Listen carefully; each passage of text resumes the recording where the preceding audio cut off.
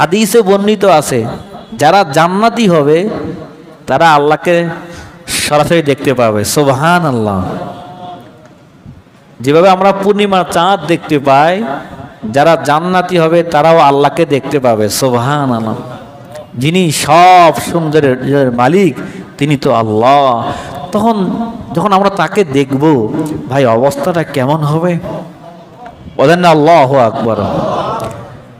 কিন্তু প্রশ্ন হলো হাসর ময়দানে যখন আল্লাহর যখন তাজাল্লি যখন প্রকাশ পাবে মেঘমালার আড়ালে, তখন কি আল্লাহকে দেখতে পাবে কিনা?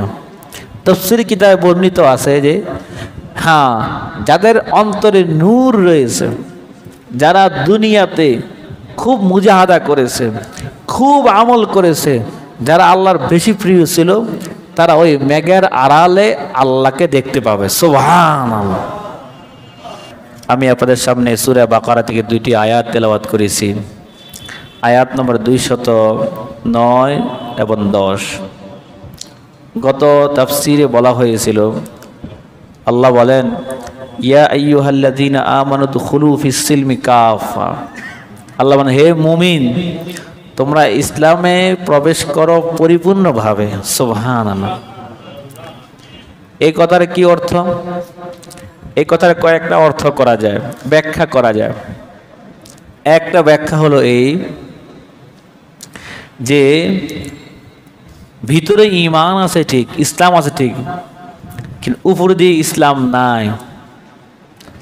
যেমন দিল দিয়ে বিশ্বাস করে আল্লাহকে, রসুলকেও বিশ্বাস করে, আখিরাতকেও বিশ্বাস করে, জান্নাত যে আছে বিশ্বাস করে, জাহান্নাম যে আছে এটাও বিশ্বাস করে, কিন্তু নামাজ পড়ে না, রোজা রাখে না, সত্য কথা বলে না, পর্দায় চলে না, হালাল কামাই করে না। তাহলে ভিতরে ইসলাম আছে, বাইরে ইসলাম নাই। তাহলে সে পরিপূর্ণ ইসলামে প্রবেশ করতে পারলো না। আল্লাহ বলেন তুমি পরিপূর্ণ ইসলামে প্রবেশ করো। আরেকটা বিষয় হতে পারে বাইরে ইসলাম আছে কিন্তু ভিতরে ইসলাম নাই। এমন লোক আছে না ভাই? হজ করে বড় হাজি হয়ে গেছে, কিন্তু মানুষের জমিন আত্মসাৎ করে, সুদ খায়, ঘুষ খায়, তাহাজ্জুদ নামাজ পড়তে পড়তে কপাল দাগ লেগে গেছে, কিন্তু সে মানুষকে কষ্ট দেয়, খারাপ আচরণ করে, মানুষের টাকা নষ্ট করে, হারাম ইনকাম করে। এরকম তাহাজ্জুদ কাজে আসবে ভাই? কাজে আসবে। আমার ভাইয়েরা, উপর দিয়ে ইসলাম আছে, ভিতর দিয়ে ইসলাম নাই। অনেকে একটু দাড়ি রাখে, পাগড়ি লাগায় মানুষকে ধোঁকা দেওয়ার জন্য, আবার কিছু লোক আছে ভোট নেওয়ার জন্য। আছে না ভাই? নির্বাচন চলে আসলেই দেখানোর জন্য তাসবিহ হাতে নিয়ে আমি তাহাজ্জুদ পড়ি, সকালে উঠে কোরআন তেলাওয়াত করি, আমি হজ করি। এমন লোক আছে না ভাই? দেখানোর জন্য করে, কিন্তু ভিতরে একটুও নাই। এটা হলো মুনাফিক মার্কা ইসলাম। আল্লাহ আমাদেরকে হেফাজত করুন। তো আল্লাহ বলেন বাইরে দিয়ে আছে, ভিতর দিয়ে নাই, হবে না, হবে না, তুমি পরিপূর্ণভাবে মুসলমান হও।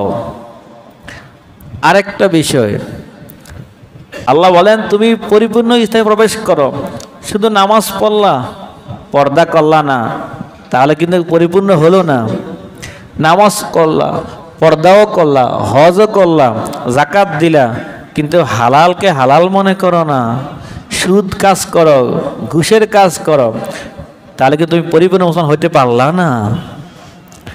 অর্থাৎ তুমি এগুলো সব কিছুই করো, কিন্তু তোমার ব্যবসাটা হালাল তরিকা না।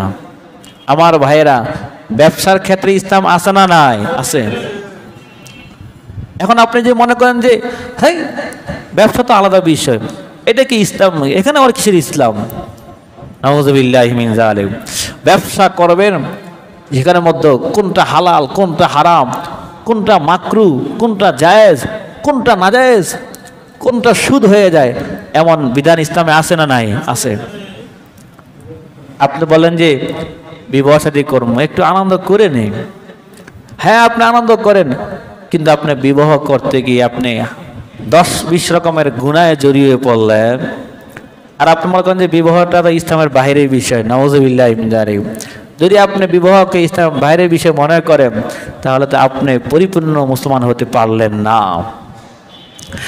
অথবা সব মানলেন, রাষ্ট্র পরিচালনা করবেন, তো এখানেই তো ইসলামের আবার কি? না ভাই, আমার নবী কি ছিলেন? রাষ্ট্রপ্রধান ছিলেন। ছিলেন কি ছিলেন না? ছিলেন। যদি আপনি রাষ্ট্র পরিচালনা করতে চান, ওই জায়গাও আল্লাহর বিধান আছে না? নাই, আছে। সব মানলেন, আপনি ওই জায়গায় মানতে পারলেন না, তাহলে আপনি পরিপূর্ণ ইসলাম আপনি গ্রহণ করতে পারলেন না। আল্লাহ তাআলা আমাদের বুঝায় তৌফিক দান করুন। এরই অংশ হিসাবে আমার আপনার যে অঙ্গগুলো আছে, হাত দিয়েছেন কে? আল্লাহ। দুই চোখ দিয়েছেন কে? আল্লাহ। দুই পাও দিয়েছেন কে? জবান দিয়েছেন কে? আল্লাহ। এগুলোকেও পরিপূর্ণ ইসলামে প্রবেশ করাইতে হবে। সুবহানাল্লাহ। কিভাবে?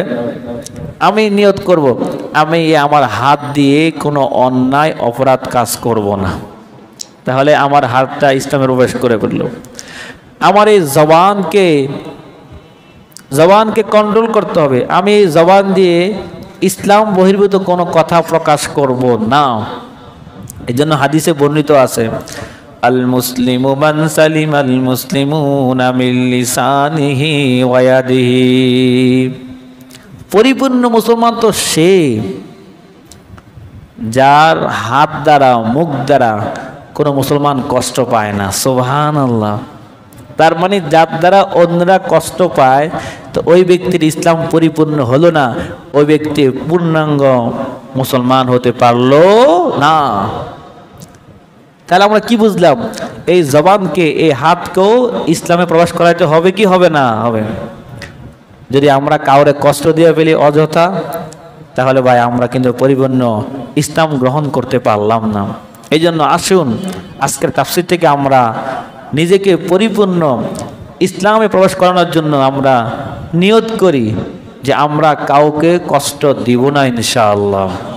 আমার এই হাত দ্বারা, আমার এই জবান দ্বারা, আমার এই চোখ দ্বারা, আমার এই পাও দ্বারা আমি ইসলাম বিরোধী কোনো কাজ করব না ইনশাআল্লাহ। অনুরূপভাবে আমার কলব, আমার দিল, এই দিলটাকেও আমি পবিত্র করব, দিলটাকেও আমি ইসলামে প্রবেশ করাইব। কিভাবে? যে সমস্ত খারাপ বিষয় দ্বারা দিলটা রোগে আক্রান্ত হয়, এমন রোগ থেকে দিলকে চিকিৎসা করব। যেমন হিংসা, বিদ্বেষ, কারো প্রতি খারাপ ধারণা করা, কারোকে অপবাদ দেওয়া, হ্যাঁ, অহংকার করা, এগুলো অন্তরের রোগ। এগুলো থেকেও নিজের অন্তরকে কি করতে হবে? পবিত্র করতে হবে। এবং ভালো গুণ দ্বারা অন্তরকে সাজাতে হবে। আল্লাহ তাআলা আমাদেরকে বুঝার তৌফিক দান করুন। আমার ভাইরা, এরপর আল্লাহ বলেন, যদি তোমরা ইসলামের স্পষ্ট বিষয়গুলো জানার পরও এড়িয়ে যাও, অন্য ধর্মটাকে ভালো মনে করো, আল্লাহ বলেন ফাইন জালালতুম মিন বাদি মা জাআতকুমুল বাইয়িনাত।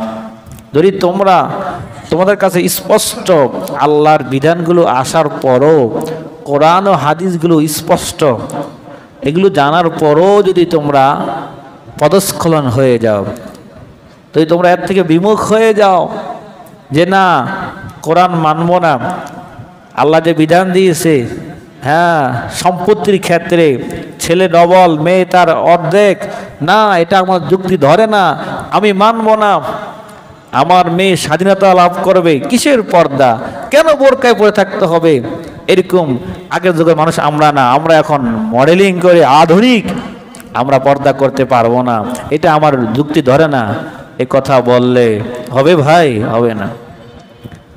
এই জন্য আল্লাহ বলেন, যারা ইসলামের বিষয়গুলো স্পষ্ট জানার পরও যদি এর থেকে বিমুখ হয়ে যায়, আল্লাহ বলেন ফা'লামু আন্নাল্লাহ আজিজুন হাকীম। আল্লাহ বলেন জেনে রাখো যে নিশ্চয় আল্লাহ আজিজুন পরাক্রমশালী, হাকীমুন প্রজ্ঞাময়। মানে আল্লাহ বুঝিয়ে দিলেন, জানো তুমি সুদটা হারাম, জানো তুমি অন্য কষ্ট দেওয়া হারাম, জানো তুমি গীবত করা হারাম, জানো তুমি বোনের হকটা দেওয়া লাগবে তাও তুমি দিচ্ছ না, জানো তুমি অন্যকে অপবাদ দেওয়া হারাম, চুরি করা হারাম, জানার পরও যদি আবারও করো, অথবা তুমি ইসলামকে জানার পরও তোমার কাছে হিন্দু ধর্মের কাজগুলো ভালো লাগে, তুমি ইসলামকে জানার পরও তোমার কাছে খ্রিস্টানদের কাজগুলো ভালো লাগে, তুমি ইসলামকে জানার পরও যদি তোমার কাছে পশ্চিমাদের কাজগুলো ভালো লাগে, আল্লাহ বলেন জেনে রাখো আমার আল্লাহ তিনি পরাক্রমশালী, তিনি শক্তিশালী, যাকে চান তিনি তাকে শাস্তি দিতে পারেন। আল্লাহ যখন কাউকে শাস্তি দেন তখন তার শাস্তি রদ করার কি কারো ক্ষমতা আছে? না। আল্লাহ বলেন আজিজ, আল্লাহ পরাক্রমশালী। এই জন্য আমরা যখনই কোনো অপরাধ করব, ইসলাম থেকে যখন আমরা কি সরে যাব, এ কথা মাথায় রাখতে হবে। আল্লাহ কিন্তু জানিয়ে দিয়েছেন আল্লাহ একজন আছেন, আছেন না নাই? শুধু আছেন এরকম না, তিনি আজিজ, পরাক্রমশালী, পরাক্রমশালী, হাকিম, তিনি প্রজ্ঞাময়। আল্লাহ তাআলা আমাদেরকে ইসলামকে ভালোভাবে বুঝার এবং আঁকড়ে ধরার তৌফিক দান করুন। আল্লাহ বলেন হাল ইয়ানজুরুনা ইল্লা আইয়াতিয়াহুমুল্লাহু ফি যুলালিম মিনাল গামাম। এই আয়াতের মাধ্যমে আল্লাহ বুঝাতে চান কাফেররা যারা এখনো ঈমান আনতেছে না, ইসলামের বিষয়গুলো বুঝার পরও ঈমান আনতেছে না, তারা কি অপেক্ষায় রয়েছে যে আল্লাহ তাআলা মেঘের আড়ালে এদের সামনে আসবে, ফেরেশতারা আসবে, এরপরে ফয়সালা হয়ে যাবে, তখন তারা ঈমান নিয়ে আসবে? কথাটা মনে আপনারা বুঝেন নাই, বুঝবেন। তাফসীর কিতাবে উল্লেখ করা হয়েছে কিয়ামতের দিন আল্লাহ রাব্বুল আলামিন সমস্ত মানুষকে জমা করবে, একদম পৃথিবীর শুরু থেকে নিয়ে শেষ পর্যন্ত প্রতিটা মানুষকে জমা করবেন কে? আল্লাহ। জমা করার পর সমস্ত মানুষগুলো পেরেশান থাকবে, এখনো ফয়সালা শুরু হয় না কেন, বিচার কাজ শুরু হয় না কেন? আপনারা শুনেন না এগুলো? হ্যাঁ, সবাই পেরেশান থাকবে। উম্মতরা আসবে বাবা আদমের কাছে, বাবা আদম সুপারিশ করেন। তিনি বলবেন আমি সুপারিশ করার উপযুক্ত না, আমি সুপারিশ করতে পারবো না। এরকমভাবে আসবে, নূহ আলাইহিস সালামের কাছে আসবে, নবী ইব্রাহিম আলাইহিস সালামের কাছে আসবে, হযরত মুসার কাছে আসবে, ঈসার কাছে আসবে, সর্বশেষ আসবে হযরত মুহাম্মদুর রাসূলুল্লাহ সাল্লাল্লাহু আলাইহি সাল্লাম। ওনার কাছে আসার পর উনি বলল যে হ্যাঁ আনা আহাক্কু বিহা, আমি নবী সুপারিশ করার বেশি হকদার। সুবহানাল্লাহ। রাসূল যখন সুপারিশ করবে আল্লাহর কাছে সিজদায় পড়ে যাবে, সিজদায় পড়ে যাওয়ার পর আল্লাহ ওনার সিজদা এবং সুপারিশ কবুল করার পর আল্লাহ রাব্বুল আলামিন আল্লাহর আরশ থেকে, সে কুরসি থেকে আল্লাহ মেঘমালার আকৃতিতে, আল্লাহর তাজাল্লিটা মেঘের আকৃতিতে প্রকাশ পাবে। সুবহানাল্লাহ। তখন আল্লাহকে দেখতে পাবে কি পাবে না প্রশ্ন জাগে। হাদিসে বর্ণিত আছে যারা জান্নাতি হবে তারা আল্লাহকে সরাসরি দেখতে পাবে। সুবহানাল্লাহ। যেভাবে আমরা পূর্ণিমার চাঁদ দেখতে পাই, যারা জান্নাতি হবে তারাও আল্লাহকে দেখতে পাবে। সুবহানাল্লাহ। যিনি সব সুন্দরের মালিক তিনি তো আল্লাহ। তখন যখন আমরা তাকে দেখব ভাই অবস্থাটা কেমন হবে? বলেন না আল্লাহু আকবার। কিন্তু প্রশ্ন হলো হাসর ময়দানে যখন আল্লাহর যখন তাজাল্লি যখন প্রকাশ পাবে মেঘমালার আড়ালে, তখন কি আল্লাহকে দেখতে পাবে কিনা?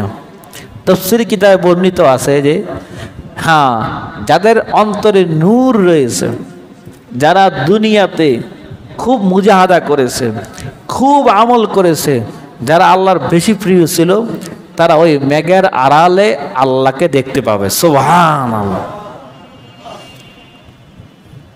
তা আল্লাহ বলেন হাল ইয়ানজুরুনা, তারা কি অপেক্ষা রয়েছে ওই দিনে যে আল্লাহ তাআলা আসবেন মেঘের আড়ালে,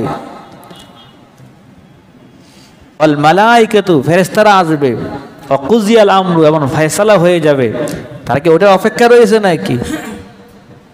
আল্লাহ বলেন ওয়া ইলাল্লাহি তুরজাউল উমুর, ইলাল্লাহি তুরজাউল উমুর। আল্লাহ বলেন সবাই শুনো, দেখো আমি আল্লাহর কাছে সমস্ত কিছু ফিরে নেওয়া হবে, সবাইকে আমি আল্লাহর কাছে ফিরে যেতে হবে। যেতে হবে কি হবে না? আমি যখন মনে করব যে আমাকে জবাবদিহি করতে হবে, তখন আমি প্রতিটা কাজ করার আগে চিন্তা করব আমি কি জবাব দেব, তাই না ভাই? যখন আমরা চিন্তা করব আমাকে তো আমার মালিকের কাছে ফিরে যেতে হবে, মালিকের কাছে আমাকে জবাবদিহি করতে হবে, তাহলে প্রতিটা কাজ করার আগে আমাকে চিন্তা করা লাগবে। লাগবে কি লাগবে না? লাগবে। এই আয়াতের মাঝে একটা বিষয় আপনাদের বুঝতে হবে, আল্লাহ আসবেন। আবার কোন হাদিসে বর্ণিত আছে আল্লাহ তার ডান হাত দিয়ে গ্রহণ করেন। কোন জায়গায় বর্ণিত আছে আল্লাহ নেমে আসেন প্রথম আসমানে। আপনারা এগুলো শুনছেন না? এখানে একটা গুরুত্বপূর্ণ পয়েন্ট সবাই বুঝবেন, মুখস্থ করবেন। আল্লাহ আসে কিভাবে? আল্লাহর হাতটা কেমন? আল্লাহর পাও কেমন? আল্লাহর চেহারা কেমন? এমন প্রশ্ন আমাদের অন্তরে আসতে পারে। এই জন্য ভালো করে বুঝে রাখেন, আল্লাহ রাব্বুল আলামিনের শরীর আছে কি নাই, এই ক্ষেত্রে আহলুস সুন্নাহ ওয়াল জামাআহ সমস্ত আলেমদের সর্বসম্মতিকর মত হলো যে আল্লাহর শরীর আছে। কেমন, দেখতে কেমন, এটা বর্ণনা করা যায় না, এটা আল্লাহই ভালো জানেন। সুবহানাল্লাহ। বলা যাবে না আমাদের যেমন হাত, আল্লাহর হাতটা এরকম, নাউজুবিল্লাহ, বলা যাবে না। আমাদের যেমন চেহারা, আল্লাহর ওরকম চেহারা না, এটা বলা যাবে না। আল্লাহর আছে, তবে কেমন আছে এটা আল্লাহই ভালো জানেন। সুবহানাল্লাহ। এটা নিয়ে আপনাদের চিন্তা করতে হবে না, এটাই সঠিক ব্যাখ্যা। ইমাম আবু হানিফা রাহিমাহুল্লাহ তিনি বলেন এটা একটা মুতাশাবিহাত, এটার ব্যাখ্যা, সঠিক ব্যাখ্যাটা এটা আল্লাহ জানেন। মানে আল্লাহর আকার আকৃতি কেমন এটা জানেন কে? আল্লাহ। দুনিয়ার কেউ বয়ান করতে পারবে না। সহিহ বুখারীতে বর্ণিত আছে, বান্দা যখন কোনো কিছু দান করে আল্লাহ তাআলা ওই দানটা আল্লাহর ডান হাত দিয়ে গ্রহণ করেন। সুবহানাল্লাহ। আল্লাহর যে ডান হাতে কথা বললো, তার মানে আল্লাহর কি আছে? হাত আছে। আপনারা আবার প্রশ্ন করতে পারবেন যে তাহলে আল্লাহ কোথায় আছে? অনেকে হয়তো এই প্রশ্ন করতে পারে, আল্লাহ কোথায়? আল্লাহ কিভাবে আসেন? এটা আপনারা শুনে রাখেন, সুন্দর উত্তর নিয়ে নেন। আল্লাহর জ্ঞান এবং শক্তি পৃথিবীর সব জায়গায় রয়েছে। সুবহানাল্লাহ। আল্লাহর ইলম, আল্লাহর জ্ঞান সব জায়গায় আছে কিনা বলেন? সমুদ্রের তল দেশে একটা কালো পিঁপড়া যে হেঁটে যায়, তার যে পায়ের আওয়াজ হয় সেটাও শুনতে পান কি পান না? পান। গভীর অন্ধকারে যদি সমুদ্রে তল দেশে মাছের ভিতরে যদি কোনো একটা জিনিস থাকে, সেটাও দেখতে পান কে? আল্লাহ। সব দেখতে পান, তিনি সব জানেন এবং সব জায়গায় ওনার শক্তি রয়েছে। তাহলে আল্লাহ সব জায়গায় আছেন মানে হলো আল্লাহর জ্ঞান সব জায়গায় আছে, আল্লাহর শক্তি সব জায়গায় আছে। সুবহানাল্লাহ। আল্লাহ তাআলা আমাদের বুঝার তৌফিক দান করুন। এখন প্রশ্ন হতে পারে যে আল্লাহ যে নেমে আসে প্রথম আসমানে, এই কথার কি ব্যাখ্যা? এই কথার ব্যাখ্যা হলো আল্লাহ খুব কাছাকাছি রহমত নিয়ে চলে আসে। সুবহানাল্লাহ। আল্লাহর রহমত খুব কাছাকাছি চলে আসে। সুবহানাল্লাহ। আল্লাহ তাআলা আমাদের বুঝার তৌফিক দান করুন। তাহলে আমার ভাইয়েরা, বলতেছিলাম যে আল্লাহর যে আকার আকৃতি সম্পর্কে আমাদের আকীদা কি হওয়া উচিত? যে আল্লাহর এগুলো আছে। কেমন, কিরকম দেখতে, এটা জানেন কে? আল্লাহ। এটা দুনিয়ার সমস্ত আলেমরা একমত এই ক্ষেত্রে যে আল্লাহ এত পবিত্র। আমাদের মতো কোনো আল্লাহর শরীর নাই, এমন নাই। কেমন আছে এটা আল্লাহই ভালো জানে। অনেকে প্রশ্ন করতে, তাহলে আল্লাহ কি হাঁটতে পারে? নাউজুবিল্লাহ। আল্লাহ কি জাগার প্রয়োজন আছে? নাউজুবিল্লাহ। আল্লাহর কিছু প্রয়োজন নাই, কারণ সমস্ত জায়গা, জমিন, আসমান, পাহাড়, পর্বত সৃষ্টি করার আগে তো আল্লাহ আছেন। আছেন কি না? আছেন।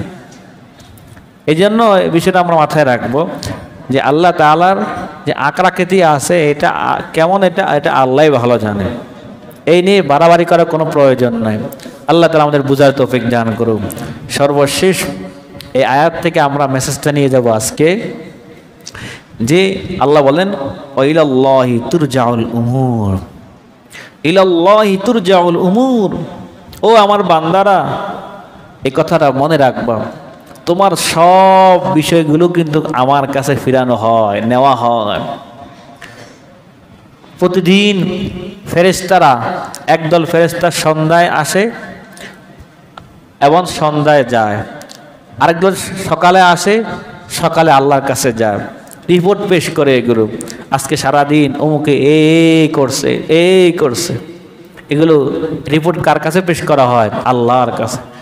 তো আমি আপনি যতগুলো কাজ করব এগুলো সব আল্লাহর কাছে ফিরে নেওয়া হয়, আল্লাহর কাছে রিপোর্ট পেশ করা হয়। এই জন্য সাবধান থাকতে হবে। আমরা সারাদিন যে সমস্ত কাজগুলো করি, এই কোনো কাজ যেন আল্লাহর বিরুদ্ধে না যায়, কোনো কাজ যেন আল্লাহর হুকুমের বাইরে না যায়। আল্লাহ তাআলা আমাদেরকে বুঝার ও আমল করার তৌফিক দান করুন। যদি আমরা এই বিষয়ের মাথায় রাখতে পারি, আমাদের দ্বারা গুনার কাজ কমবে আর কমবে, এবং ভালো কাজ ইনশাআল্লাহ অনেক অনেক বেশি হবে। আল্লাহ তাআলা আমাদের প্রত্যেককে বুঝার ও আমল করার তৌফিক দান করুন।